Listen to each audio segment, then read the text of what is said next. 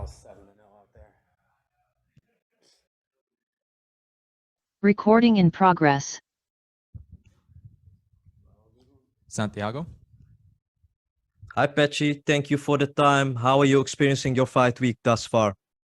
Fight week's going good. I'm ready to go. Friday night is right around the corner, so I'm ready to punch my ticket to the finale.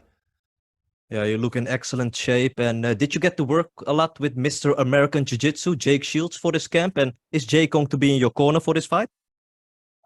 Jake did a little traveling. He was shooting some instructionals, so he's not going to be in my corner this fight. But yes, I have worked with him, of course, out of Extreme Couture. All my training partners, including American Jiu-Jitsu, Jake Shields, I will be implementing that on Friday night.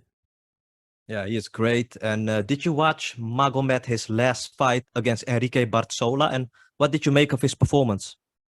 Yeah, I watched Magomed's last fight. I sat cage side for it. I thought it was a stellar performance. Back and forth fight. He showed the true heart of a champion and came out with a guillotine submission in the 4th round. Testament of his heart. Great fight. Patchy, you of course fought in Japan yourself and you choked the guy out there like it was nothing. There's this big Bellator versus Ryzen card coming up in Japan. What was your first reaction when you heard this big news? I was excited, man. Ryzen 40. I fought on Ryzen 20. It was a historical night. Me and my coach Harry, we made magic happen. We won in I think 90 seconds. So it's one of the best nights of my career, and I'm looking forward to watching the show. And good luck to all the Bellator guys. They sent their stable guys. Patricio Pitbull, AJ McKee, Archuleta, Tioji. They sent a lot of really good guys. Ghazi from AKA too. We got a good stable of guys going to represent Bellator. I think it could be, a clean sweep. Thank you for the time, Patchy. I cannot wait to see you perform again. Good luck on fight night, sir. Anytime, bud. Jay? Hey, Patchy, thanks very much. I asked Magomed this earlier, but when it comes to motivation for this fight, you've obviously got the potential of a spot in the tournament final and the belt and the $1 million. Which for you means more at this stage of your career? Is it the money or is it the title? They both come together, so I guess they're equal meaning to me. But I really, really want the belt. Having an opportunity at it and falling short, a round short, experience that you can't get. I went to 6, 7, 8, 9, 10, 11, 12 and 0. I fought all those fights. I'm an experienced veteran now, and the title means everything. Having the second chance at it. I got to earn my shot. Friday night, I earned my shot at the belt. And then my next fight, I'm going to get it. Absolutely. And obviously, there is another fight on the card that you're probably going to be interested in terms of the other Grand Prix semifinal, Danny Sabatel, Raufeon Stotts. I know previously, I believe you said you felt Stotts would win, but do you have a preference of who you would rather fight? I want to fight the best fighter. Stotts, if you look at him on paper, he's a lot better than Sabatello.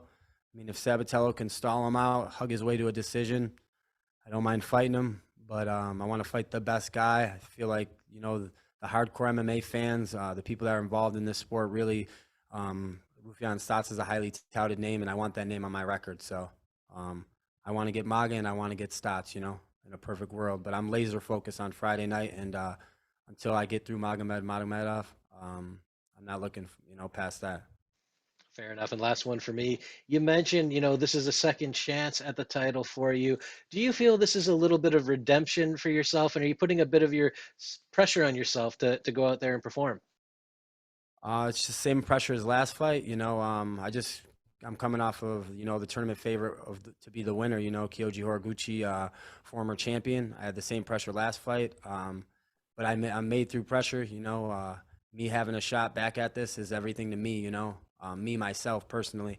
I'm 16-1, and I have an asterisk with that one. I'm one round removed from winning that fight. In my eyes, I really could be 17-0 with minor adjustments. So this is my chance to prove it to myself. I go out there, put on the performance of my life, go finish this guy, and make a statement for my name, Patchy Mix, one of the best bantamweights in the world. Absolutely. Well, looking forward to this Friday. Best of luck. Dylan Rush? Hey, Patchy, Dylan Rush here. We know you've been all around the country for this training camp, a lot of time at Extreme Couture in Las Vegas. You went out to California with Juan Archuleta. but how did it feel to be back home this weekend in Buffalo, New York, and coach that wrestling tournament this past weekend at Sweet Home High School? Thank you, Dylan, man. You're one of the best, man. I love to talk to you. It was good to be back, man. I seen Don Lilly himself. I helped him coach the tournament. I helped, all even just from picking up food and selling food in the tournament, man. I was doing everything. So it was good to be back around the kids. It was good to see them competing, and it was just what I needed before I went to competition myself. It was a good little reset to go home, see my family, see the kids I coach, and just be ready to go out there firing on all cylinders on Friday. Much respect. Shout out Don Skrilly. And I wanted to ask you about another one of your coaches, Mr. Harry St. Ledger. You mentioned him a couple times. Is he still at Jackson Wink, or is he somewhere else now? And what can you tell me about him, how he's influenced you for this camp and throughout your career? Harry's moved a little bit around since Jackson. I think he moved out of Albuquerque, but he's still in my corner. He's affected my career big time. He's right over there watching me right now. He'll be here this Friday with me when I go to war. But I got my brown belt underneath him. My jiu-jitsu, I've been working with him since I was 4 or 5-0. Over 10 fights, over 10 accomplished missions. We do it all. So I'll be firing on the ground on Friday for sure. When I have Harry in my corner, when I get a good warm up, when I'm firing, I'm very dangerous on the mat. So I'm excited to go see it.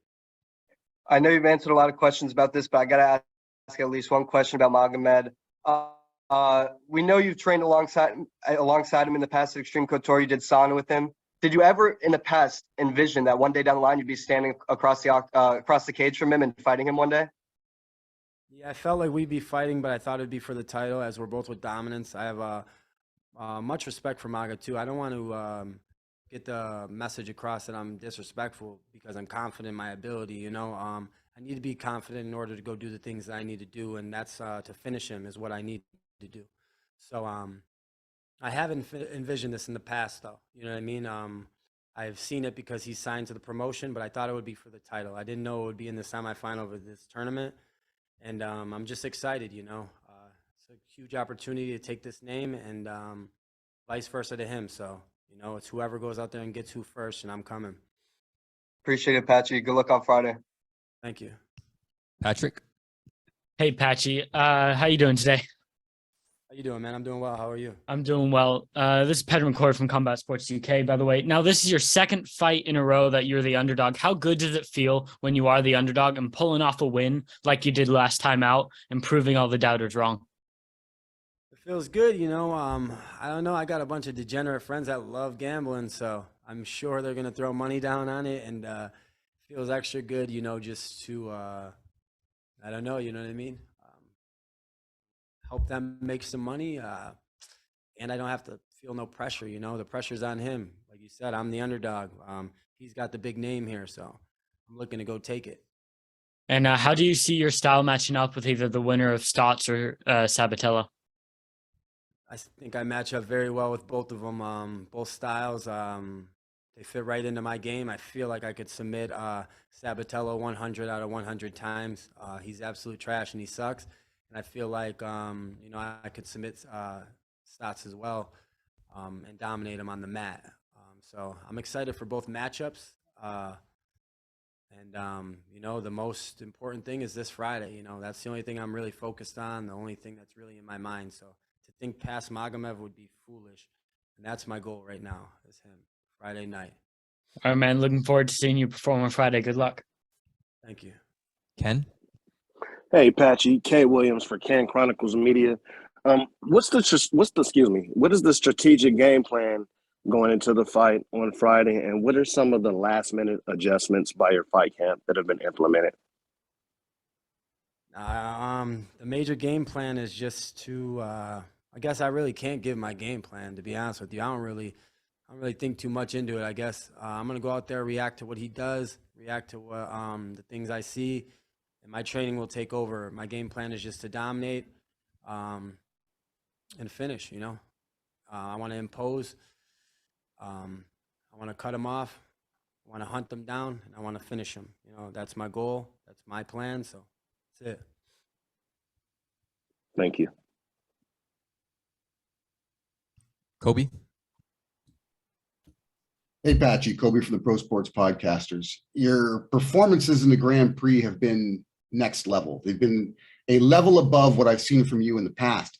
Is it the title and the $1 million that's on the line that's amplified your preparation for these fights, or have you just reached another level yourself, period? I reached another level myself, period, as I'm growing into a man. You know, I'm 29 now. You know, I'm getting older, but another thing I did is I went this year, I went fully in, like a 100% in. The main thing, I needed to make some life changes outside of this, you know, no drinking, no going out, no doing, I'm treating my body as if the way I need to, as if it's a championship car here, you know, I'm not putting anything into this body that shouldn't be. So, you know, I'm focusing on cutting out all the bullshit out of my life and, you know, the fun right now. I want to focus for the next year, 2 years, stay straight, stay on the correct path, you know, not cutting any corners at all. And, you know, I want to win more than just a million, more than the interim title, more than this tournament. I want to win the undisputed belt and I want to defend that thing. I want to be one of the best bantamweights in Bellator history, you know, and those are my goals. And if the main thing was dedication, you know, I'm a fully dedicated athlete. I train like a world champion and now I'm ready to become one. Mills. Hey, what's going on, Patchy? It's the MMA Locker Room, part of Pop Sports Radio. How you doing, man? How are you? Awesome, man. I love everything you just said about cutting out all the evils in your life. You know, it's kind of like you're treating your body like a temple, right?